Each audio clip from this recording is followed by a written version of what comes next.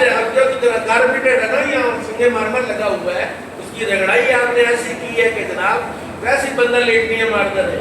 حضور کے زمانے میں ننگی زمین پر لوگ نماز پڑھتے ہیں، بلکہ رسول پاک کی پیشانی سجدے کے بعد گرد و دود ہوتی، صحابہ کی پیشانیوں پر مٹی لگی ہوتی تھی، اور میرے نبی نے فرمایا اے خبردار، جس بندے نے نماز ختم ہونے سے پہلے پیشانی صاف کی اللہ اس سے ناراض ہوگا، اللہ اس کی طرف نظر رحمت نہیں فرمائے گا۔ سجدے کی حالت میں کوئی کاکھ لگ جائے، کوئی مٹی لگ جائے، اس کو کم از کم نماز کے اختتام تک رہنے دو، یہ نور لگا ہے، گرد نہیں لگی ہے۔ صحابی نے پوچھا یا رسول اللہ حالت نماز میں، نماز کی حالت میں اگر بلغم آ جائے، تھوک آ جائے تو کدھر گرائے؟ سامنے پھینکے، دائیں پھینکے کہ بائیں پھینکے کہ پیچھے منہ کر کے بلغم پھینکے؟ میرے آقا نے فرمایا سامنے تو بالکل نہ پھینکے کہ سامنے اللہ ہے۔ نہیں سمجھے نہیں اللہ سبحان اللہ۔ نمازی سے کہا ہے سامنے نہ پھینکنا بلغم اپنی، سامنے نہ تھوکنا۔ یہ بخاری میں حدیث موجود ہے، میرے پاس اس کا نسخہ میں نشانی لگا رکھی ہے، پر میں سامنے نہ تھوکے۔ کیوں؟ سامنے دے اللہ اکبر، یعنی جب نمازی نماز میں کھڑا ہوتا ہے تو سامنے اللہ، ایک منہ تے مسور دی رات،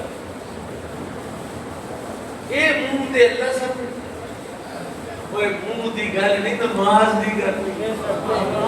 جو جب مرضی منہ میں تو آ جا، اللہ تیرے سامنے ہو جائے، تے جڑا پانچ ٹائم اللہ نے سامنے ہو کے آئے جائے۔ فَاتَّبِعُونِي یحببکم اللہ، یحببکم۔ نماز سے بڑا میلاد کوئی ہے ہی نہیں ہے، نماز سے بڑا۔ میرے آقا فرمایا اللہ اکبر کرنے کے لیے بندہ کھڑا ہوا، ابھی اللہ اکبر کہا نہیں، اللہ نے فرشتہ بھیجا دوڑ، یا اللہ کیا بات ہے؟ فرمایا میری نماز پڑھ لگائی۔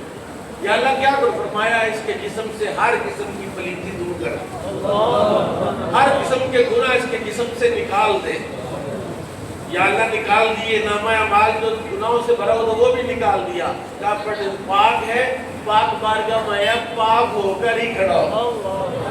نماز پڑھی، قیام کیا، رکوع کیا، سجدہ کیا، سلام پھیرا، فرشتہ وہ گناہ پکڑ کے بیٹھ گیا۔ اللہ پڑھ لی چھوڑ دے، اللہ فرماتا ہوں میں کریم ہوں، پاک کیا ہے پاک ہی رہنا۔ فَاتَّبِعُونِي۔ اور میلاد کے چکر میں نمازیں چھوڑنے والوں، اور بازار سجانے کے چکر میں نماز عشاء، نماز ظہر، نماز فجر چھوڑنے والوں سنو، کل میلاد والا نبی سے گائے میرے میلاد کے لیے تم نے نماز چھوڑی، حالانکہ نماز کے لیے تو پورا قرآن اترا ہے، پورا قرآن اترا ہے۔ اور پھر کیا ہے؟ میرے آقا کی بات، ایک بندہ دلیل لیتا ہے، بندے بڑے بڑے سیانے، ایک بندہ آیا، اس نے شراب پی، مدینہ پاک، اس پکڑا گیا، رسول اللہ نے ہاتھ جاری کرنے کوڑے مروائے، یا رسول اللہ توبہ آئندہ نہیں کی۔ پھر کسی نے پکڑا گیا، پھر پی لی، پھر پکڑا گیا، پھر کوڑے مروائے۔ عادت پڑی، مہتر بندہ تھا، بری مجلس بری صحبت میں بیٹھتا تھا، تیسری مرتبہ بھی پکڑا گیا، پھر کوڑے لگوائے۔ غور سے سننا تھا، دلیل دیکھو کیسی سجن دیتے، پھر پکڑا گیا، پھر پکڑا گیا۔ ایک بندے نے کہا، تیسری مرتبہ حد لگ رہی تھی، کوڑے پڑ رہے تھے، کسی نے کہا اے لعنت ہو اس پر، یہ شراب نہیں چھوڑتا۔ یہ آواز حضور کے کانوں میں پڑی، آپ نے چہرہ غصے سے سرخ ہو گیا، فرمایا اس نے جو توبہ کی ہے اس کی توبہ پورے مدینے میں بانٹی جائے تو پھر بھی بڑھ جائے۔ ایک صحابی نے کہا یا رسول اللہ قیامت کب آ رہی ہے؟ متی الساعۃ، قیامت کب آ رہی ہے؟ متی الساعۃ۔ حضور فرماتے آ رہی نہیں، آپ فرمایا ما اعددت لها، تو نے قیامت کے لیے تیاری کیا کی ہے؟ اس نے کہا یا رسول اللہ انی احب اللہ ورسولہ، میری تیاری قیامت کی صرف یہ ہے کہ میں اللہ سے محبت کرتا ہوں، رسول اللہ سے محبت کرتا ہوں۔ یعنی نمازیں سب کچھ ہے لیکن مجھے ان پر اعتماد نہیں ہے۔ اگر مجھے اعتماد ہے مجھے محبت مصطفیٰ پر اعتماد ہے، محبت مصطفیٰ پر اعتماد ہے۔ اب ذرا فائنڈنگ پر آتا ہوں کہ میں نے 2 مضمون چھیڑ دیے ہیں، ان کو آپ ذرا کنکلوژن نکال لیتا ہوں۔ کیا ہے؟ گناہگار بھی عاشق رسول ہو سکتا ہے،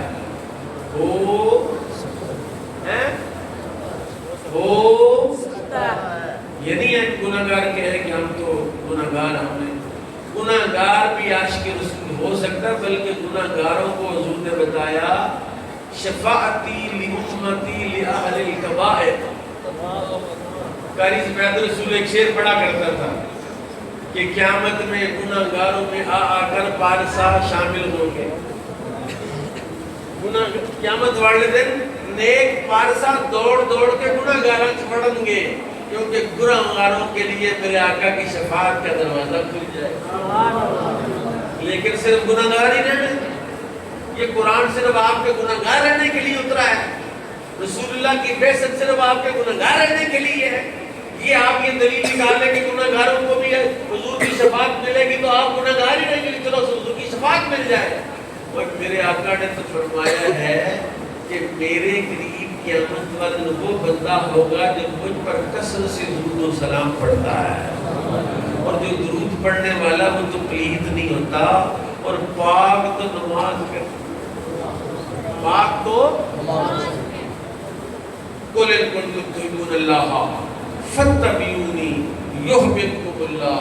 محبوب فرما دو، اگر تم یہ عیسائیوں کے لیے یہودیوں کے لیے تھا نا کہ انہوں نے کہا ہوا بنا اللہ وحبہ، اللہ کے محبوب اللہ کے لاڈلے، اللہ نے کہا نہیں، ان کو بتاؤ کہ اگر تم اللہ کے محبوب بننا چاہتے ہو تو پھر بنی اسرائیل سے ہونا ضروری نہیں، موسیٰ کا امتی ہونا ضروری نہیں، عیسیٰ کا امتی ہونا ضروری نہیں، اللہ کا محبوب بننے کے لیے اتباع مصطفیٰ ضروری ہے، سنت مصطفیٰ ضروری ہے۔ اور جب تم حضور کی سنت پر عمل کر لو گے